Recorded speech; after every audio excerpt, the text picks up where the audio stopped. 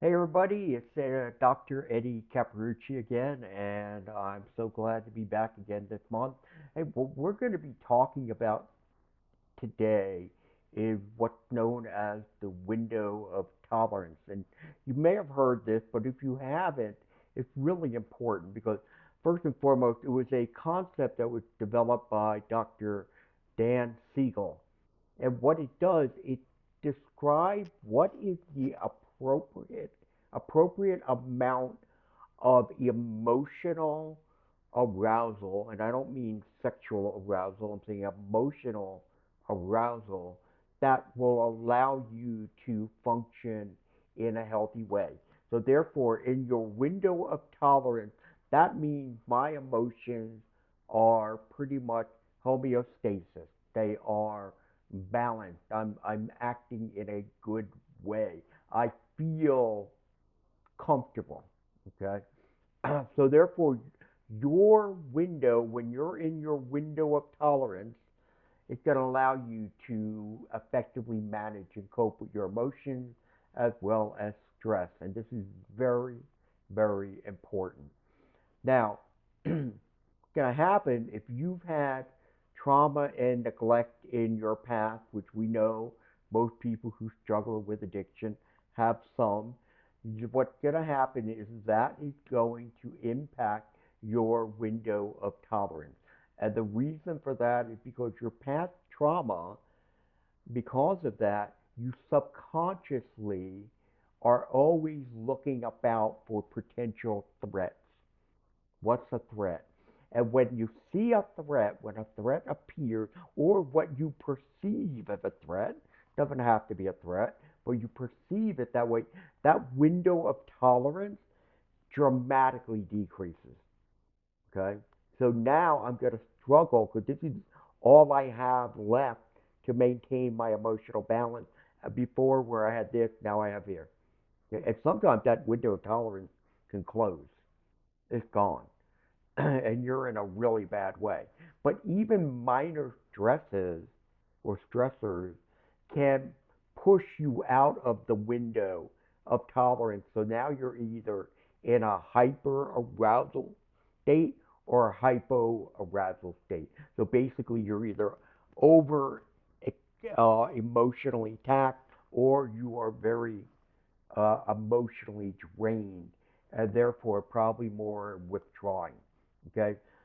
So when your window of tolerance shrinks, you become reactive by, again, perceived threats. They don't have to be threats, but they're perceived. And because of this, you're going to wind up going through a lot more emotional and mental distress. So, real fast, what are some of the things you can do to help yourself here? Well, let's talk about a couple exercises. One is called anchoring. And here, what we're going to do, we're going to try to keep you in the moment, going to try to keep you present. So, therefore, it prevents you from drifting off on focusing on that threat. So what you can do is you're going to focus on a couple of things that are around you. Okay, maybe an item, maybe a pet, whatever it might be. I used to allow ask guys to use boxes of tissues because usually the outside has all these different designs. And what you're going to do is you're going to look at that and you're going to look for details, a lot of details that you may not notice if you just glance. Okay, I mean, for example, have my cell phone here, right? Now my cell phone, I'm not sure you guys can see it, but if you look at the back, there's all these different textures. There's these grooves that come along, and they all go in this patterns that they have. And then there's this set that are right here that have a different type of pattern. So I mean, if you just sat there, you could use this, for example, to look at the grooves, to see, and you maybe even you sit there and you count them. Maybe you look at what this, uh, this star thing that's up here. Look at that and go deeper in it. Look on the side. There's something here. The button. What do the buttons? Do they have a something on it, or is anything written?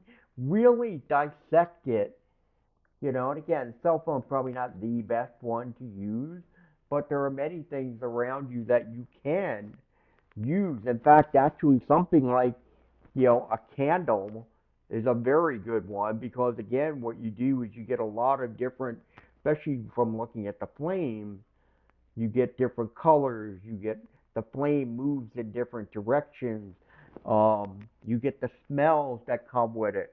So, therefore, learning to be able to stay still, what are we doing? We're doing my number one rule: slow everything down.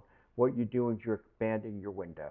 So when you start to feel yourself getting tense, when you start to feel like, you know what, my emotions are either starting to fade on me or they're getting too exaggerated, too out of, I'm getting bent out of shape basically. I come back to say, okay, my window has narrowed.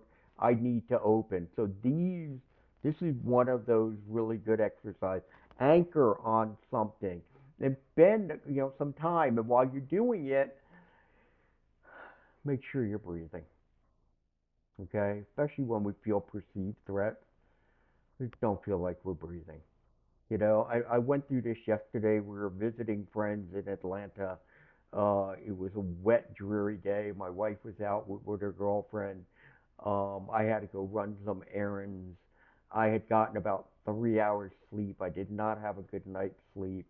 Here it is, a very dreary, rainy day. I'm driving around in Marietta, Georgia, and I'm just not in a good state of mind. I can feel like I want to crash. My window is closing.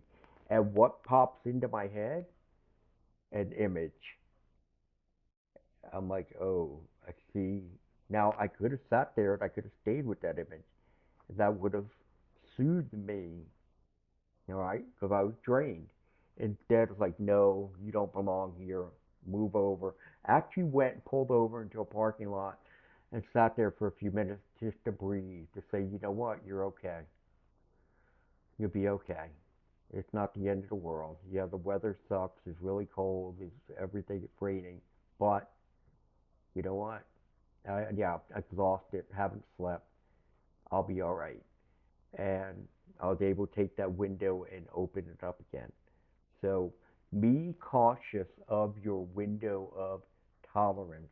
It is very, very critical when we are working on our recovery.